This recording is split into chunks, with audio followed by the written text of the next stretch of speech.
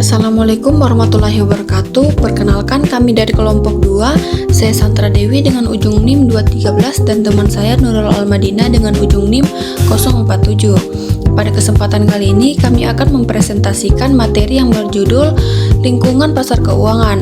Langsung saja pada materi pertama, yaitu konsep utama. Pengertian lingkungan pasar keuangan merupakan sistem yang terdiri atas lembaga keuangan dan pasar keuangan yang berfungsi menyalurkan dana dari pihak yang memiliki kelebihan dana kepada pihak yang membutuhkan dana. Sistem ini mendukung kegiatan investasi, pembiayaan, dan pertumbuhan ekonomi. Materi selanjutnya, lembaga keuangan. Jadi, lembaga keuangan adalah perantara yang menghimpun dana dari masyarakat kemudian menyalurkannya kembali dalam bentuk pinjaman atau investasi.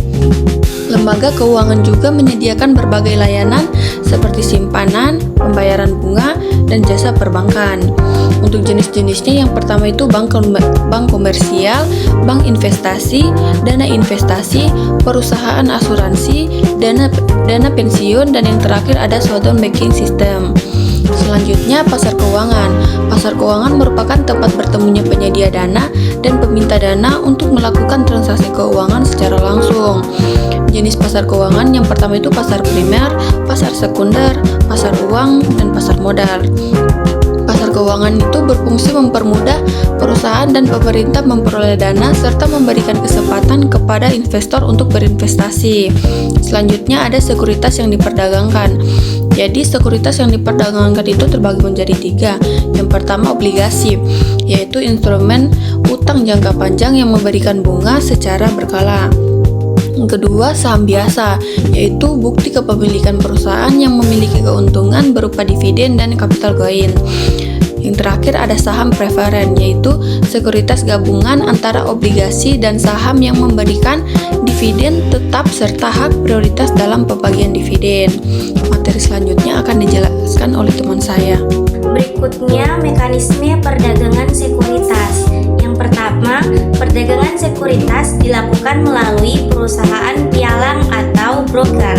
Yang ketiga, perdagangan dapat dilakukan melalui broker market maupun dealer market. Ketiga, istilah penting dari mekanisme perdagangan sekuritas ada 5. Yang pertama, market order, bid price, kedua bid price, ketiga X price, keempat bid ask spread, yang kelima market market. Berikutnya, pasar modal internasional.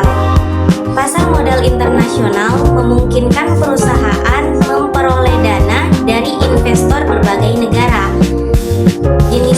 Jenis dari pasar modal internasional terbagi 3. Yang pertama, pasar Eurobank, kedua pasar obligasi asing, ketiga pasar ekuitas internasional. Manfaat dari pasar modal internasional: yang pertama, menambah sumber pendanaan, kedua, menjangkau investor global, ketiga, mendukung ekspansi perusahaan. Berikutnya, hipotesis pasar efisien. Hipotesis pasar efisien atau efficient market hypothesis menyatakan bahwa harga saham mencerminkan seluruh informasi yang tersedia sehingga sulit memperoleh keuntungan secara konsisten di atas pasar.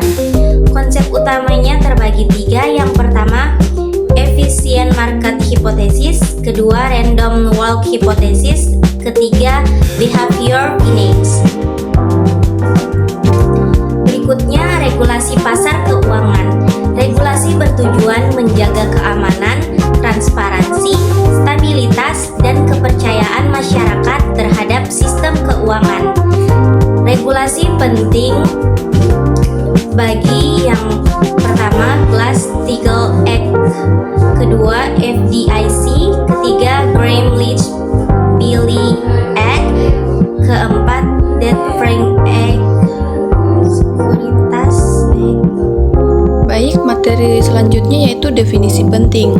Jadi, yang pertama itu ada lembaga keuangan, bank komersial, bank investasi, sistem perbankan bayangan, pasar keuangan, pasar pasar primer, pasar sekunder, pasar uang, pasar modal, obligasi, saham biasa, saham preferen, likuiditas, market order, bid price, ask price, market maker, pasar efisien, random walk, dan yang terakhir ada SEC atau Lembaga Pengawasan Pasar Modal AS. Materi selanjutnya yaitu rumus. Yang pertama itu rumus bid ask spread, yaitu bid ask spread sama dengan harga as kurang harga bid.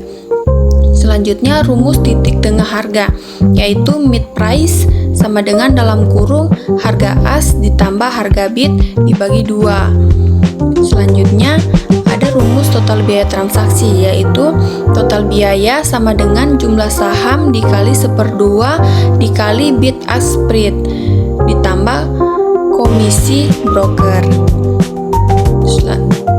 Materi selanjutnya yaitu studi kasus.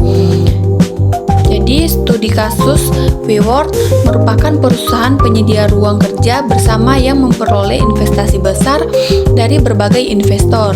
Saat perusahaan berencana melakukan IPO, laporan keuangan menunjukkan kerugian yang besar sehingga menimbulkan keraguan investor.